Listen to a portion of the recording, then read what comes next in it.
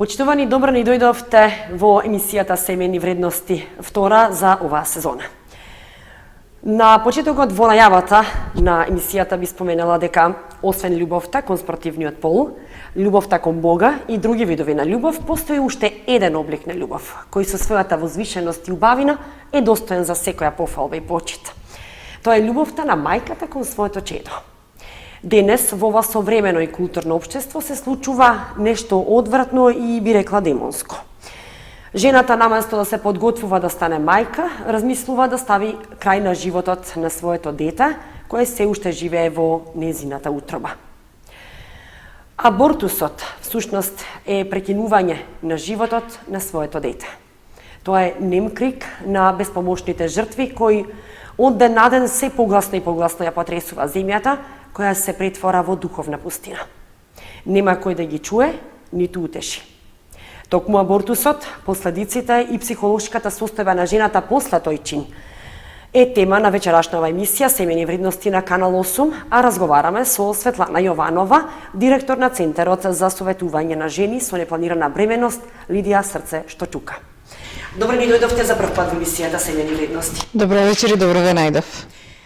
Малку подолга најава имав во однос на она што представува абортусот, но повеќе за тоа ќе ни објасните во емисијата. Еве, на почетокот споменав нели дека Центарот за советување на жени со непланирана бременост, Лидија Срце што чука, работи токму со тие жени кои се соочуваат со абортус, за психолошката состојба после абортусот, пред да се направи тој чин и така натаму. Еве, вие како директор на овој центар, може ли на кратко на почетокот на емисијата да објасниме како всушност функционира и како работи и кои се целите и задачите на овој центар? Па пред од прилика 7-8 години ја согледавме потребата дека во Македонија и како има голема потреба од еден ваков центар. Затоа што абортусот за жал се користи како контрацептивно средство, жените воопшто не се едуцирани во поглед на своето репродуктивно здравје, а од друга страна бројот на абортуси секојдневно се зголемува, од секоја година е се поголем и поголем, за разлика од тоа што и морталитетот во Македонија е зголемен, а наталитетот е во огромен пат. И токму затоа, за да можеме да им помогнеме на жените кои што се соочуваат со непланирана бременост, решивме да го отвориме центарот. Првиот беше отворен во Штип во септември 2012 година, вториот се отвори во Скопје во март 2015 година, а функционираме и во повеќе градови на база на советници. Затоа што во Македонија абортусот е се уште табу тема, за која што воопшто не се разговара. Тоа е нешто што се чува како тајна во семејството и како потоа влијае врз односот меѓу самите сопружници, меѓу детето и родителите, доколку станува збор за малолетничка бременост, односот на мајката со своите идни деца и така натаму. Да, еве кратко како гледате вие на абортусот? Абортусот е една од опциите што жената ја има кога се соочува со непланирана бременост, но не е единственото решение што таа го има. За жал во Македонија абортусот се промовира како нешто најнормално, секојдневно, безболно, хируршка интервенција, која што на самата жена и која што се третира исто како и вадење на зап. Но не е исто да се извади зап и да се извади бебе од утробата на мајката. Но како што веќе реков, за жал кај нас тоа се користи како контрацептивно средство и многу од жените мислат дека абортусот е единственото решение што го имаат токму во моментот кога ќе сватат дека се бремени, а воопшто не планирале. На вистина е страшно и оно што самите лекари гинеколози го прават. Кога една жена ќе дојде во ординација и ќе направи тест за бременост преку крвна слика, ќе се утврди бременост, таа е непланирано бремена, не знае што да прави, сепак е во шок. Лекарот е тој што веднаш го иницира абортусот како решение за самата жена. Значи, воопшто не е дозволува ни време да размисли што би направила таа во моменталната ситуација во која што се наоѓа. А сепак треба да се знае дека абортусот не е единственото решение дека жената има право да одлучи да го роди, да биде мајка. Таа всушност е мајка со самото зачнување во незиното тело. Значи во моментот кога настанува плодување на јајце клетката, таа станува мајка. И сега дали ќе биде мајка и после пораѓајот и ќе го чува своето дете, или ќе биде мајка која што ќе донесе сепак една пожртвувана одлука и ќе го даде на посвојување, сепак и посвојувањето е една од опциите кои што постојат. Да, ќе разговараме и подоцна за тоа како вие ги советувате, нели, самите жени пред абортусот и после абортусот. Но еве ги споменавте и гинеколозите, но тука би рекла да позборуваме за околу измените на новиот закон кој што се подготвува, мислам дека не е донесен се уште. Така, дека, односно само законски измени се, дека може да се абортира од 12-та до 22-та недела. 22-та недела веќе е оформено бебенце, кое буквално, можеби од утробата на мајката се кине, како што и можеме и да забележиме, некои видеа ќе ги пуштиме и подоцна во емисијата, буквално кинење или влечење на детето раче по раче и ножето е доста, нели, жално и да се гледа и да се коментира, но сепак буквално така се прави. Колку се лоши последиците врз самата жена, но и врз плодот. И еве, дали можете вие како центар да делувате да не се донесат таквите закони? Можеби требаше да ги донеса моделите на бебиња во различна фаза од бременоста, но на нашата Facebook страна на Лидија и на веб страната можат да видат слики, но и ако прогуглаат малку на интернет, сепак можат да најдат слики од различни фази на развојот на бебето. Новиот закон што се воведува е катастрофален. За жал, организациите кои што тврдат дека ова е за доброто на жената, дека волјата на жената се почитува, како што тврди министерот, тоа воопшто не е така. Овој закон е се, само не е за доброто на жената.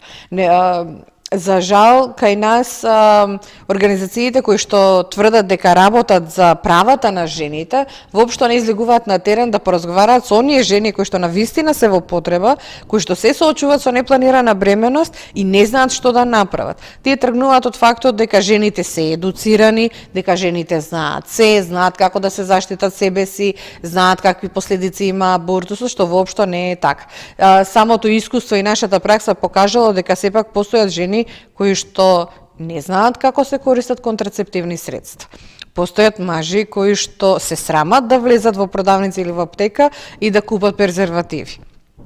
И токму затоа новиот закон што ги исфрла советувањето, што ги исфрла тридневниот период за размислување, ги укинува правата на жената да размисли што треба да направи, да биде добро информирана, затоа што во Македонија се уште постојат жени, семејства кои што немаат пристап до интернет. Вие имате рурални средини, села, планински села кои што немаат пристап до интернет, кои што дури некои од нив и немаат ни телефонски приемници, за да нема сигнал за да може тие да контактираат. И со тоа што министерот тврди дека се почитува волјата на жената, воопшто не е точно.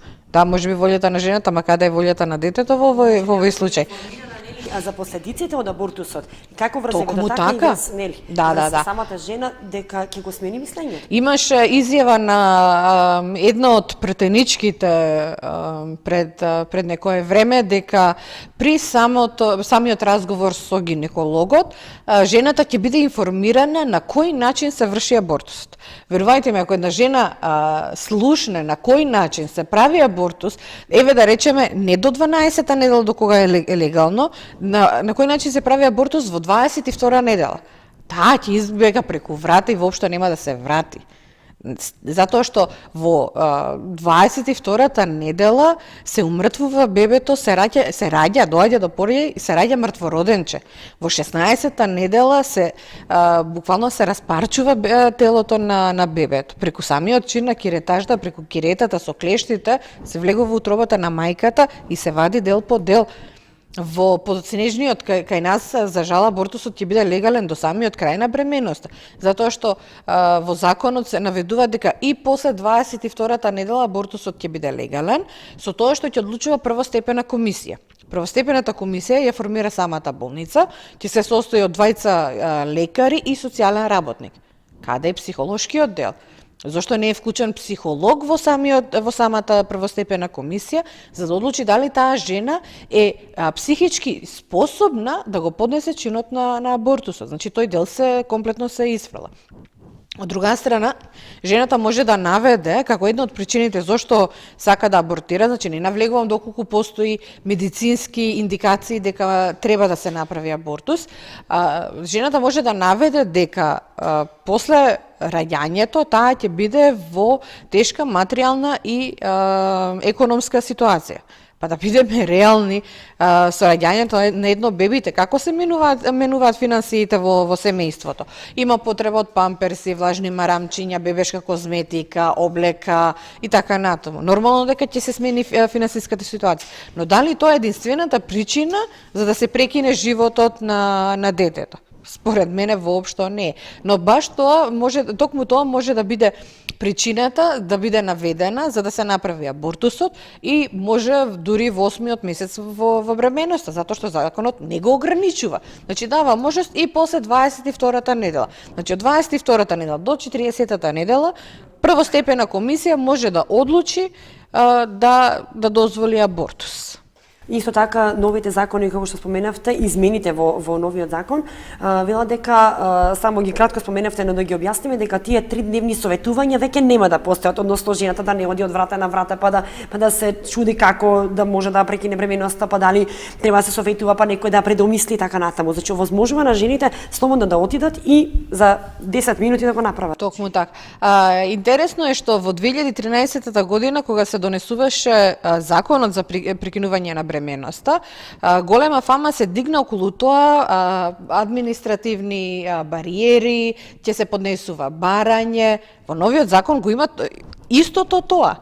Значи, овој пат не е проблем што ќе треба да има некој вид на администрација, да се поднесе писмено барање за абортус, ќе се бара писмена согласност од жената, а во 2013 беше проблем. Тешка хипокризија. Во 2013 се бунеа затоа што на жената и се возможуваше советување. Па во денешно време предложуваат да се советуваш пред да купиш автомобил. Каков автомобил сакаш да купиш, која марка, колку... Добро дојдено е секоја советување за било што, не па за прекин на... Токму така, значи во училиштата се охрабруваат децата да одат на советување за да одлучат каква кариера да изберат понатаму, во кое средно училиште да се запишат, на каков факултет да се запишат, зашто се талентирани. Се охрабруваат да разговараат со психолог доколку во тинеџерските години се соочуваат со хормонални промени, не знаат како да се справат со сето тоа. Ама кога ќе дојде ред на жена да се советува кога е непланирано бремена, ама тогаш нема потреба од советување. Зошто? Затоа што жената веќе знае се. Во тие моменти... На паролата наше тело, наша одлука. Токму така. Во тие моменти на непланирана бременност, на жената не е потребен абортус. На жената е потребна поддршка. И кога вие ќе го одземете тоа на жената, ги кршите сите нејзини права. И го уништувате нејзиното достоинство. Каде е нејзината вредност? Во тие моменти таа се чувствува исплашена, загрозена, шокирана. И сега вие го одземате тоа да може да поразговара со некого, да може да има време да размисли. Па кога влегуваме во продавница за чевли, па размислуваме какви чевли да купиме, а не па кога ќе отидеме кај гинеколог. Мислам, навистина е страшно тоа што се прави под волјата на жената, под доброто на жената, под изговорот моје тело, моје право. Да, твое тело, ама во твоето тело постои туѓо тело. Значи, тие го споредуваат, самото бебе го споредуваат со туѓо тело тумор, со туѓо тело рак. Значи, не може така да се споредува. Значи, овие туѓи тела се настанети од самото тело и кога ќе земете биопсија да се направи, ги носат истите маркери како и носителот, како и самата жена.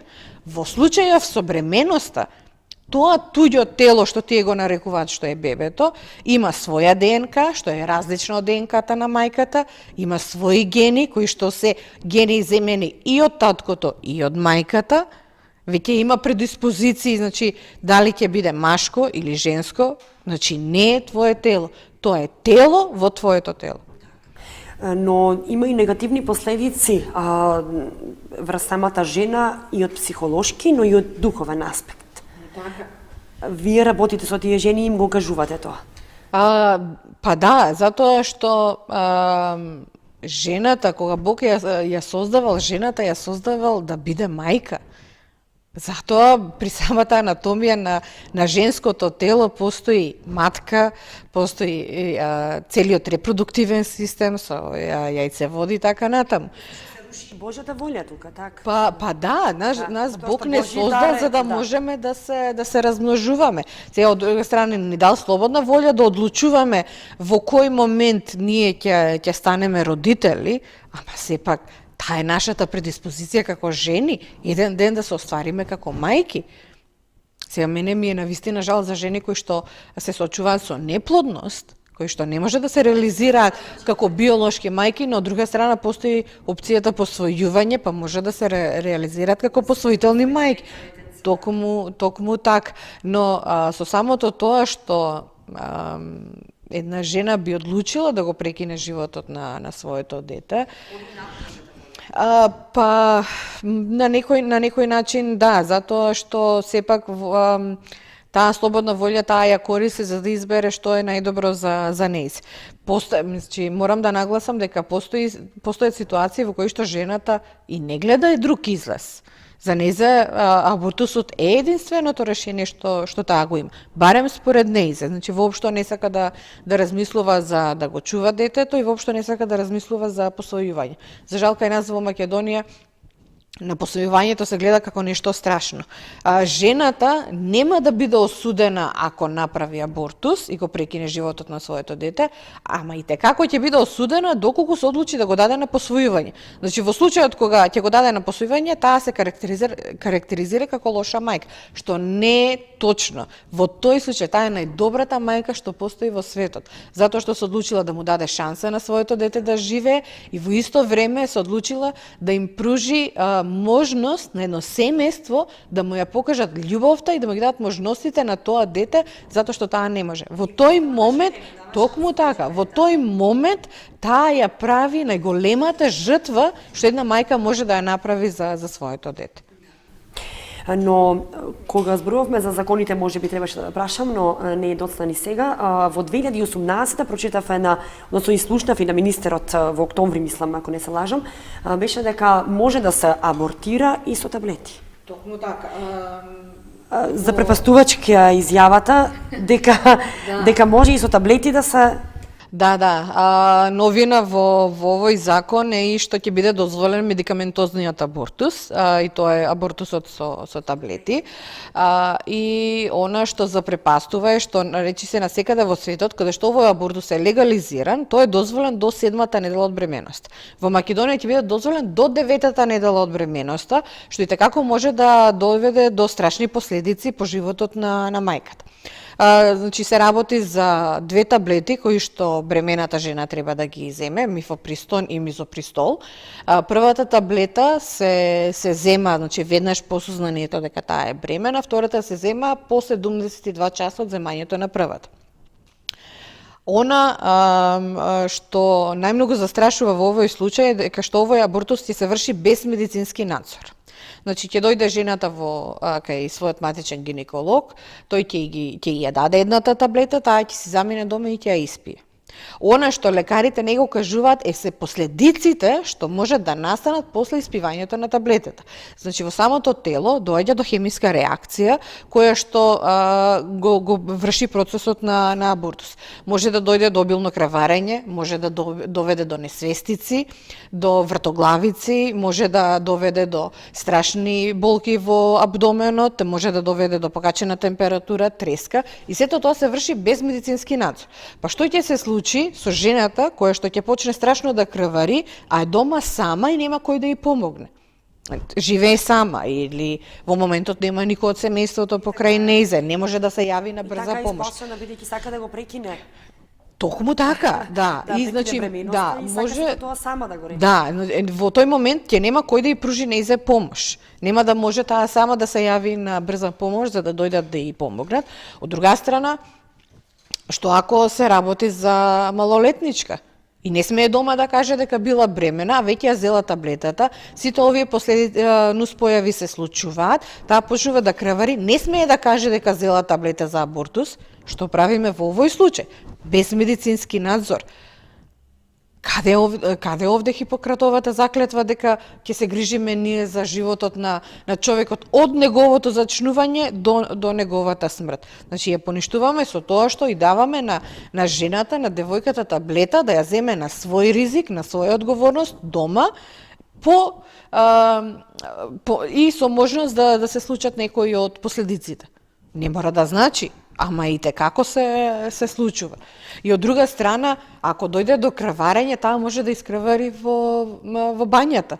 Значи да прокрвари во бањата, на подот, на плочките да падне она што е резултат на самиот абортус, а тоа е телото на бебето. И може за здравието на токму така. И можете да замислите кој шок е тоа за жената, кога до вчера била учена дека се работи само за купче клетки, дека воопшто не е бебе, дека воопшто нема форма на бебе, кога во деветата недела ќе го види резултатот на абортусот, дека всушност тоа е веќе оформено бебе со две раце, две нозе, очи. Во деветата недела бебето е веќе оформено со сите можни функции. Неговото срце почнува да чука во 18-тиот ден од бременост. Значи, жената дури не е ни свесна дека е бремена кога срцето на бебето почнува да чука. Значи, тоа после и психолошки последици веќе на жената кога ќе го види сето тоа. Значи, и загрозувачки за незиното здравје, но психолошкиот момент е многу важен кога ќе го види целото бебенце. Дека тоа може да и се навраќа не и за тие слики, да и се навраќаат постојано. Зошто да нема советување? Зошто пред земењето на таблетата да нема советување, да и се укаже кои се последиците дека ова може да се случи во случај таа да ја земе таблетата. И да нема, например, никакви нуспојави во рокот тие 72 часа, таа по 72 часа ќе се врати кај својот гинеколог, ќе ја земе втората таблета. И веќе кога го легализираат медикаментозниот абортус, зошто тогаш не го легализираат прогестеронот, кој што може да го спречи абортусот? Затоа што може да се случи во моментот кога жената ќе добие грчеви, болки, да се предомисли дека не сака да абортира, со прогестеронот може да се спречи самиот абортус. Дури, тоа е успешно дури во 80% од случаевите. На Запад е веќе легализирана таа таблета од прогестерон, кој што жената или девојката може да ја земе. Но кај нас само се гледа она што е можно, повеќе абортуси да има, воопшто не се... Токму така, и воопшто не се грижат за оние жени кои што ќе се покајат за самиот чин што ќе го направат. Во момент ние сме имале случаеви каде што жена станала од операциона маса, значи се предомислува, станува од операциона маса, а не за докторот и се развикува зошто тоа го направила, затоа што инструментите веќе биле спремни. Па ти си овде за нејзе, и ако таа се предомислила, ти си овде нејзе да ја подржиш во таа одлука дека таа се предомислила и дека сака да си замени, сака да го чува своето дете. Може да има повеќе такви жени кои нели ќе го сменат мислењето во последен момент, би рекла, да. Токму така. Бидејќи вие како центар ги советувате и ги информирате жените што после абортусот. Зборувам за оштетување на матката. Па можеби за понатамошна сега не планира бременност, но понатаму ќе планира бременност со својот партнер, дали дали се стекнува стерилитет на тој начин и така натаму. Дали ги информирате жените за такво нешто? И кои се последиците од самиот абортус? Една од причините зашто беше воведено советувањето со претходниот закон беше токму таа, жените да ги знаат сите предности и последици од можностите што ги имаат. Кои се предностите да биде мајка да го чува, кои се предностите од посвојувањето, кои се предностите и последиците од самиот абортус. И на крајот да донесе добро информирана одлука што ќе прави со својата бременост. Во овој случај, кога се укинува советувањето на жената и се укинуваат и токму тие достапноста до тие информации. Значи да не знае таа што да направи во овој случај. Значи многу од жените одат на абортус затоа што нивните мајки или баби биле и затоа што им велат да во рете. Но воопшто не знаат кои се последиците од тоа. Дека може да дојде до перфорација на матката, до повредување на зидот на матката, кој што подосна може да доведе до стерилитет. Токму така, да, дека може да дојде до крварење, може значи, и оние физичките последици се болни, психичките последици можеби се уште поболни затоа што можеби не веднаш, но кај некои жени во подоцнежниот тек од животот се јавува она кање и жалење за чинот што го направи. Дали вие како центар за советување на ваквите жени можете да делувате на некој начин да не се донесат ваквите измени во законот, бидејќи уште не е донесен законот? Па ние како центар апелиравме до Комисијата за здравство, уште еднаш добро да се разгледа овој закон, ги наведовме сите негативни работи кои што се носат со ова, вклучувајќи ги овој медикаментозен абортус, со дозволувањето на абортусот после 22-та недела, каде што една од причините, како што веќе реков, е и тешката финансиска ситуација на семејството. Се обидовме, и тоа многу пати се обидовме да се видиме со министерот, но за жал не успеавме да наидеме на отворена врата. Иако министерот беше тој што тврдеше дека се среќава со граѓански организации кои што работат на ова поле. А Лидија како центар е единствена ваква организација во Македонија која што работи со жени со непланирана бременност и репродуктивна загуба, но веројатно не сме од оние граѓански организации што му се по волја на министерот. Да, во моментов се одржува и јавна расправа во парламентот. Дел сме од таа јавна расправа и јас искрено се надевам дека гласот ќе се слушне, дека можеби законот секако ќе биде донесен. Значи, парламентарното мнозинство е тоа, иако многу од пратениците можеби нема да се согласат со она што е наведено во самиот закон, сепак кај нас се гласа онака како што ќе каже главниот. И во овој случај, дури и оние пратеници кои што нема да се согласуваат со ова што е наведено овде, тие сепак ќе гласаат затоа што се дел од политичка гарнитура. Но она на што ние се надеваме е дека, иако законот ќе биде донесен, дека жените ќе бидат свесни за сето она што се случува. И дека самите да се работи на тоа, на подигање на свеста кај жените. Да. Повторно да се советуваат, да не одат само според законот, дека можат лесно така да го исфрлат она што е. Да, токму така, затоа што и тоа е едно од нашите цели, да ја подигнеме свеста кај народот, кај жените за чинот на абортусот, што тој представува всушност и како влијае на самата жена, на нејзиното здравје, но и на самото семејство. Со тоа што законот ќе биде донесен, не мора да значи дека жената треба и да абортира. Кога кај нас поборничките за женски права се борат за тоа правото на жената да биде задоволено, секогаш наведуваат жената има право на абортус.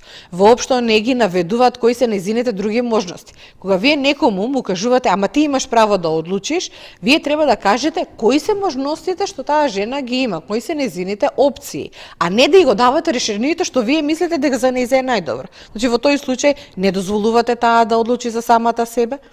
Каде е нејзиното избор во тој случај? Да, во време кога се зборува само за правата на жената, најмалку права и се дозволени. Токму така, дури порано жените знаеле многу повеќе за своите права отколку сега. Значи се зборува за репродуктивното здравје на жената, а не се зборува за последиците од абортусот по репродуктивното здравје на жената. Да кажеме дали абортусот е убиство. Ајде да го објасниме абортусот како може ли вака кога дојде некоја жена да се советувате, прво што ги кажувате? За да дефинираме дали абортусот е убиство, прво треба да се согласиме кога започнува животот. Ако стоиме на исто гледиште дека абортусот, ако животот започнува во моментот на зачнувањето, во моментот на оплодувањето на јајцеклетката, знаеме дека по дефиниција во правото убиство се третира како прекинување на човечки живот, тогаш би имале исто гледиште и по ова прашање. Но ако се разидуваме по гледиштето кога започнува животот, тогаш воопшто не можеме да дебатираме дали абортус е убиство или не. Но што за вас значи спречен абортус? Спречен абортус всушност значи почитување на волјата на жената и нејзината одлука да биде мајка. Светлана, кажете ми нешто повеќе за вашето искуство, за оние совети, разговори со жената. Колку успевате преку вакви совети, преку вакви разговори да ја предомислите, да речам, жената да абортира? Па, во досегашното искуство се покажало дека советувањето како е важно во ситуација на непланирана бременост. Затоа што, како веќе кажав на почетокот, при непланирана бременост на жената не е потребен абортус, не е потребна поддршка. И ако таа поддршка не може да ја најде во семејството, таа може да ја најде кај некој кој што сепак може да ја разбере, да ја свати, да ја прифати и да ја покаже љубов и прифаќање, независно од одлуката што таа ќе ја донесе. При самото советување, ние го почитуваме достоинството на жената и нејзината волја. Сепак, дури и законски нејзи е загарантирано правото да одлучи што ќе прави со својата бременост. Но од друга страна, таа во тие моменти и на збунетост, не знае каде се наоѓа, не знае со што се соочува. Нејзе е потребен некој кој што на некој начин ќе ги отвори очите. Во моментот на советување, покрај оние можности што таа ги има да слушне кои се незините опции што ги има при непланирана бременост, што може да одлучи да направи во тој случај, доколку се одлучи да биде мајка, кои се можностите што ние како центар можеме да ги пружиме, кои се можностите што таа ги има доколку се одлучи да биде самохран родител. Кај нас тоа е една група на граѓани кои што се декласифицирани, кои што се потиснати, кои што се маловажени, независно дали станува збор за самохрана мајка или самохран татко. Групата на самохрани родителите како не е потисната во нашево општество и се гледа како на некој кој што не е вреден воопшто ни да се зборува со него. За среќа можеби во последно време и се менува таа перцепција, но сепак постои оној страв кај една жена или девојка дека доколку не е во брак, дека можеби ќе остане самохрана мајка и како околината ќе гледа на нејз. Во такви ситуации ние и окажуваме на сите можности кои што се и ги пружа државата, на паричната помош што ја следува како самохрана мајка што ја добива државата, на детскиот додаток што ја добива. Па самите општини имаат своји програми и бенефити што ги нудат за самохрани родители кои што можат да се искористат. Центарот за социјални работи, како може тој да помогне во такви случаеви. Ако жената одлучи да ја прекине бременоста, разговараме со нејзе што треба да направи за повторно да не се доведе во таква ситуација. Затоа што има жени кои што воопшто не користат контрацепција. Како да користат контрацепција, како да се заштитат себе и својот партнер, како да се заштитат себе си, значи своето здравје и здравјето на нивниот сопруг. Така што при самото советување разговараме за многу теми. Која е незината психичка состојба во моментот во која што таа се наоѓа. Самите психолози во нашиот центар и советници разговараат за психичките последици од абортусот. Да. Кај нас во Македонија е зголемена продажбата на антидепресиви. И никој не зборува за тоа. Ситуацијата е алармантна, се земаат антидепресиви на своја рака. Значи, без лекарски рецепт се купуваат во аптеките и се конзумираат. Зошто довело до депресија? Депресијата и како може да биде резултат на абортус. И не само самохрани мајки, можеби и млади брачни парови кои не планирале, да речам сега, планирале некад да прошетаат, после 5-10 години да имаат дете, се одлучуваат за такво нешто. Дали тука им кажувате за однос на последиците кои можат да доведат после абортус? Во такви ситуации, значи плановите не мора да се поништат, може само да се одложат на некој одреден период. Ако да речеме станува за млад брачен пар во рани 20-ти години, децата би биле надвор од дома за едно 20 на години, кога веќе ќе заминат на факултет. Значи тие на 40 години повторно се млади, веќе во најубавите години од нивниот живот. Од предноста и рано да се биде мајка. Токму така. Значи не мора да значи ако девојката има 20 години дека е рано да стане мајка. Значи една девојка може да стане мајка во моментот кога започнува месечниот циклус, што не значи дека треба да стане мајка на 13 години, но тоа е нејзината биолошка состојба. Кои причини најмногу ги наведуваат младите кои сакаат да абортираат? Финансиската состојба. Финансиската состојба е број 1 причинител за абортус. Но не значи дека после 5 години дека ќе имаат Така. пари во изобилие па да може. Ама она што е интересно е, например, кога ќе седнете и ќе почнете да разговарате со нив, доколку се дојдени двајцата на советување, и почнете да разговарате која е моменталната финансиска ситуација и кои се нивните планови за виднина. Ние сите сакаме 500 евра плата, нели не беше ветена. Ама ајде да видиме колку заработува, дали двајца се вработени, дали се на факултет, дали имаат поддршка од семејството, доколку и двајцата се вработени. Значи, финансиската состојба на двете плати во едно. Од друга страна, знаеме дека бабите и дедовците едва и чекаат да имаат внуци за да можат да вложуваат уште повеќе во нив. Понатаму, например, доколку проблем е количка, креветче, некои такви материјални работи, ние како центар можеме да им помогнеме во тој дел на младите, мислам не само на младите, туку на семејствата кои што се одлучуваат да ги задржат своите деца. Од друга страна, вие имате ситуација кога што и двајцата се шокирани од фактот дека девојката е бремена, не планирале брак.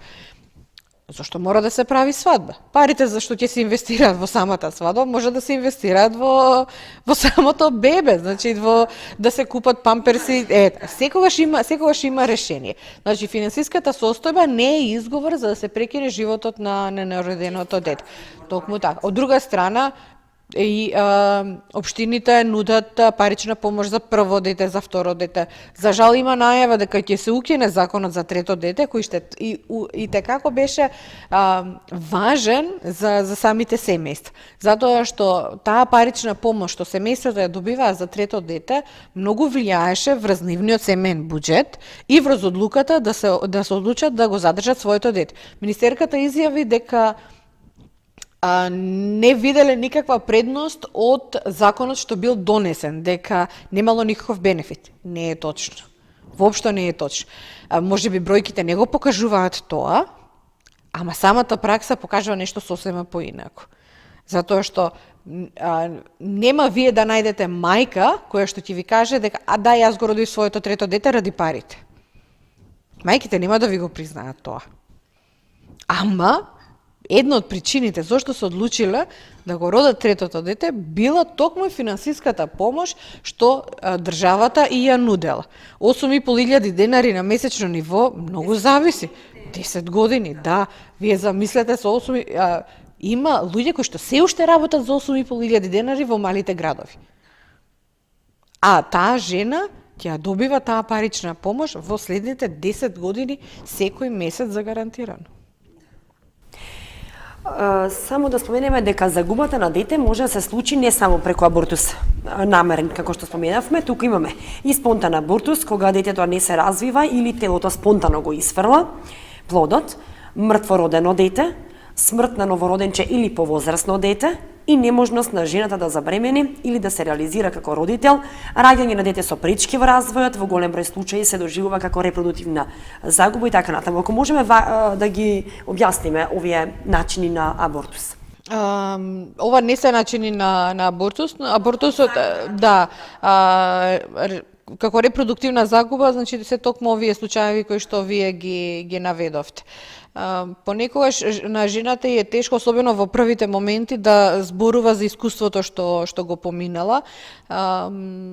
И при абортус и при спонтан абортус. Потребно им е време да се соземат од самиот чин што се случило. Понекогаш е тешко при спонтаниот абортус, жената се обвинува самата себе си за тоа што се случило, но во тие случаеви самото тело ја исфрла бременоста, значи не дозволува бременоста да продолжи да се развие. Токму така, значи тука ние не можеме тоа да го контролираме. Дефинитивно. Ние како центар започнуваме со групи за поддршка при репродуктивна загуба, спонтан или намерен абортус. Затоа што на жените им е потребно да слушнат и од некој друг дека и тие поминале низ исто или слично искуство. Во тој случај споделената болка е помала болка, споделената тага е помала тага. Не дека ќе ја нулира загубата што се случила, но сепак искуството низ кој што другиот поминал и кога може би начинот на кој што таа личност се справила со таа загуба, каде нашла помош, дали нашла помош во пријател, во семејството, во децата кои што имаат или во идните деца што се родиле после таа загуба. Дали таа личност нашла утеха при советување, медитација, читање на Библијата, духовно растење. Да, што ќе се пронајде самата жена дека ја опушти и релаксира, да. При репродуктивната загуба, она, да речеме, кога станува збор за дете кое што е родено со пречки во развојот, и тоа се смета за репродуктивна загуба затоа што на некој начин се крши сликата или замислата како тоа дете, каква би била идената со тоа дете. Затоа што доколку е дете со физички пречки, неможност да се движи или потешкоти во движењето, а семејството замислувало дека тоа дете еден ден ќе биде познат спортист, се скрши таа слика за иднина. И реално тоа што било реално, сега станува нова реалност. Значи, семејството се адаптира на новата реалност. При исто смрт на новороденче или повозрасно дете и тоа е токму, значи сето тоа е репродуктивна загуба и неможноста на жената да забремени. Да, неможноста да се оствари како мајка. Ние како жени сме создадени, биолошки сме создадени за да бидеме мајки. И неможноста жената да се оствари како биолошка мајка е репродуктивна загуба или неуспешните инвитро оплодувања. Исто така е репродуктивна загуба, да. Значи може многу да зборуваме на оваа тема, но вие давате поддршката на сите овие жени за кои споменавме во врска со загубата на дете, но и на оние кои направиле намерен абортус. Морам да нагласам дека, значи, жените кога доаѓаат кај нас, ние им го кажуваме тоа, значи одлуката е ваша. Ние не можеме на вас да ви кажеме вие што да одлучите. Наша должност е да ви укажеме на можностите што ги имате, на последиците, на предностите, но од друга страна сакаме да ви кажеме дека и покрај тоа да одлучите дека ќе ја прекинете бременоста, ние сме тука за вас. Затоа што ако на жената ти треба поддршка дури е бремена, и дека е потребна поддршка после абортусот, после намерниот абортус, затоа што може би во тие моменти таа нема да знае каде да се обрати. Ќе биде, ако семејството не знаело, нема да може да разговара со семејството, нема да може да разговара со партнерот, доколку партнерот не знае дека таа била бремена. Или пак, доколку партнерот инсистирал таа да роди, а таа сепак одлучила да абортира, или обратно, била присилена на абортус. Кога зборуваме за правата на жената, каде се правата на жената што сака да роди, а присилена на абортус. И нема со кого да разговара. Значи, и кажуваме на жената дека и покрај тоа да одлучи да абортира, сепак може да ни се обрати и ние ќе бидеме тука за неиз. Сме имале случаеви каде што жени кои што абортирале, потоа ни се јавиле, кога повторно се бремени и ни кажале нема шанса јас повторно да ја направам истата грешка, што ја направив претходно. Сето тоа што вие ми кажавте дека јас ќе го искусам како физички, како психички последици, јас го искусувам. Сега, и нема шанси повторно да се најдам во иста таква ситуација. Не значи дека да. Токму така, да. Може би во тој момент за нејза абортусот бил единственото решение што го имала. Но сега знае подобро, сега знае дека не мора да го направи истиот чин и повторно да поминува низ истите трауми како што се случиле претходно. Да. Кратко, вие како центар сигурно работите со статистика, имате нека статистика колку годишно се прават абортуси, па и оние дали може би се прават и нелегални во клиники каде што може да се направи нелегален. Па да, мислам, абортус. би било чиста лага доколку се каже дека во Македонија не се прават нелегални абортуси, се прават и тоа во многу поголем број отколку што се прават легалните. Или пак се прават абортуси, ама воопшто не се заведуваат во статистиката. Сакам една компарација да направам меѓу 2008 и 2016 година. Предходниот закон беше донесен во 2013 година. Во 2008, всушност во 2006 година имало 6.500 абортуси, 6500 абортуси во Македонија. И тоа се регистрирани, значи, за сите возрасти. Во 2016 година ние имаме 4251 абортуси. Че разликата меѓу 2006 и 2016 во рок од 10 години и 2000 абортуси помалку. Со оглед на тоа што во 2013 година се донесе законот за прекинување на бременоста во кој што се вметна делот за советување, делот за ултразвук, задолжителен ултразвук и делот за 3 дена период за размислување за жената, ја гледаме веднаш разликата во бројката на самите абортуси. Токму така. Тоа што сега тврдат новиот министер дека не е потребно советување, самите бројки покажуваат дека советувањето влијае врз одлуката на жената. Значи, сепак имало жени кои што одлучиле да абортираат. Една жена, ако намисли да абортира, не можете вие да направите ништо за да ја спречите. Таа ќе најде начин, време и ќе го направи тоа. Значи, таа е одлучна. Што правиме со оние жени кои што не знаат што да прават? Кои што се во недоумица? Токму така. Не се информирани. За жената што сака да абортира, наумила да абортира. Во ред, нека го направи тоа.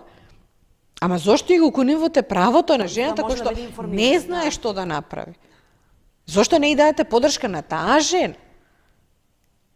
Зошто не и дадете? Ние имаме, значи, жените наведуваат дека има потешкоти, финансиски потешкоти. Зошто, мислам, секоја чест на згрижувачките семејства. Јас им се восхитувам на тие луѓе кои што одлучиле да бидат згрижувачки семејства и да прифатат деца и да се грижат за нив како своји деца и државата дава финансиска надокнада по дете на тие семејства. Зошто не го возможите тоа на жените кои што ќе се одлучат да родат? Ете, например, наместо тие пари што ќе се даваат на згрижувачките семејства, помогнете и на мајката. Значи, како таа ќе нагласи дека нема пари за да го чува своето дете, како држава, вие треба да застанете позади нејзе да кажете: добро, во ред, ти сакаш да бидеш мајка, ние ќе ти помогнеме. До крај да се оди, значи, сите работи да се исцрпат, доколку е можно да се зачува самиот плод. Токму така. А ние тргнуваме од тоа дека дај побрзо да го решиме ова, немој случајно некоја жена да се предомисли и да роди. Значи, она што се прави во моментов, мене ми личи дека се прави се со цел да се уништи секој можен човечки живот во Република Македонија. Да. Од друга страна, прочитав дека 111 дечиња, можеби и повеќе, чекаат пак на посвојување. Многу тешко оди некако процедурата за посвојување на дете во Македонија. За жал, да. Ако веќе зборуваме за административни бариери, овде постојат административни бариери. Со какви се бариери се соочуваат родителите кои сакаат да посвојат дете, всушност доаѓаат до момент да се откажат од посвојување дете, бидејќи не може. Ви имате родители кои што и по 10, 15, 20 години чекаат за посвојување. И во моментот, значи, там во самиот закон постои и граница, значи возрастна граница за посвојување. И при толку чекање, некои од тие брачни парови ја надминуваат старосната граница за да посвојат. Значи, вие нив автоматски сте им го кинале правото да бидат родители. А може ли да дадат семејство, да речем? Дефинитивно. Имате вие деца кои што се класифицираат како неподобни за посвојување. Зошто така се класифицираат? Детето не било социјализирано. Па вие не можете да очекувате од едно дете на 3 месеци да биде социјализирано. Тоа воопшто не знае за себе, не го осознало светот околу себе. Да го класифицирате како дете со последици. Зошто? Понесува Затоа таа што не процедура се за сме. посвојување дете, бидејќи многу деца Да. чекаат на посвојување. Да. си имат родители. Да, јас знам дека повеќето од брачните парови сакаат да посвојат бебе. И Да, а не затоа што посвојувањето повторно се крие и повторно се третира како тајна во семејството. Ви имате ситуации каде што има посвоени деца кои што не знаат дека се посвоени. Родителите го кријат тоа од нив. И по цена да се откажат од семејството, значи нивното пошироко семејство, да се преселат во друг град, во друга држава, само да не се открие тајната дека тоа дете е посвоено. Дефинитивно. Да. Абортусот, во однос на советувањата и така натаму за оваа тема за која зборуваме вечерва. Еве, на крај од емисијата, Светлана, што би препорачале на идните мајки, но и на семејствата кои веќе имаат деца или за намерен или спонтан абортус и така натаму? Децата се благослов од Бога. Значи, децата се благослов од Бога и нито едно дете не е дојдено на овој свет случајно. Значи, секое дете има своја приказна, секое дете има свој удел во општеството, секое дете придонесува за напредокот, не само на нашава земја, но на светот пошироко. Има една слика која што доста често се врти по социјалните мрежи, човек се моли на колена и вели: Боже, зошто не ни дадеш лек за рак? Зошто не ни дадеш човек кој што ќе ги прекине сиве овие војни? Зошто не ни дадеш човек кој што ќе биде добар? А Бог вели: ама јас ви дадов, вие го абортиравте. Значи, секое дете е дете со потенцијал. Секој зачеток заслужува живот. Колку на нас тоа да не ни се допаѓа, секој зачеток е веќе живот и заслужува да ја види светлината на денот. Животот нема да биде прекрасен после тоа, значи нема да цветаат рози, нема се да биде така идилично. Но ако мене ми дал шанса некој да живеам, ако мојата мајка одлучила јас да живеам, тогаш која сум јас да одлучам моето дете да не живее? Да. Па токму затоа, значи, треба вакви советување, треба да се разговара со тие жени кои верувам дека ќе има почесто да се, мислам, поголем број да се предомислат, да го родат своето дете, макар да се даде нели на посвојување, ако не може финансиски да се издржи, и не само финансиски, од разни причини може мајката да се одлучи да го роди, па и да го даде на посвојување. Сепак, нели, секое тоа е живо суштество кое заслужува да живее. Да, ако може за крај само едно од нашиве приказни што ги имаме за мајка која се избори за своето дете. Имаше потешкоти во текот на бременоста. Беше отфрлена од партнерот, од нејзиното семејство. Знаеше дека ќе биде самохрана мајка. Не знаеше како да се соочи со тоа. Бараше на секој начин. Значи, не сакаше да абортира. Точка. Значи, абортусот не беше решение за нејз. Но бараше начин како да биде најдобра мајка за своето дете. И во моментот кога се породи, таа знаеше дека нема услови да го чува своето дете, го даде во домот за доенчиња во Битола, беше одвоено од своето дете неколку месеци. Значи, во моментот кога таа го освои своето бебе во домот и се врати дома, правеше се за да си го земе бебето насад. Најде работа неколку месеци, работеше, за да заштеди некој денар, контактираше со Центар за социјални работи во нејзиниот град, како можат тие да и помогнат, контактираше со нас, каква помош може да добие од нас, како можеме ние понатаму да и помагаме, и кога веќе се беше сигурна дека ги има сите неопходни средства за незиното дете да има еден топол дом, таа го стори тоа, отиде и си го зема своето дете Тоа нас. нека биде пример за сите други жени, нели, дека сепак има решение за секој детенце да го види белиот свет, кога веќе е зачнато.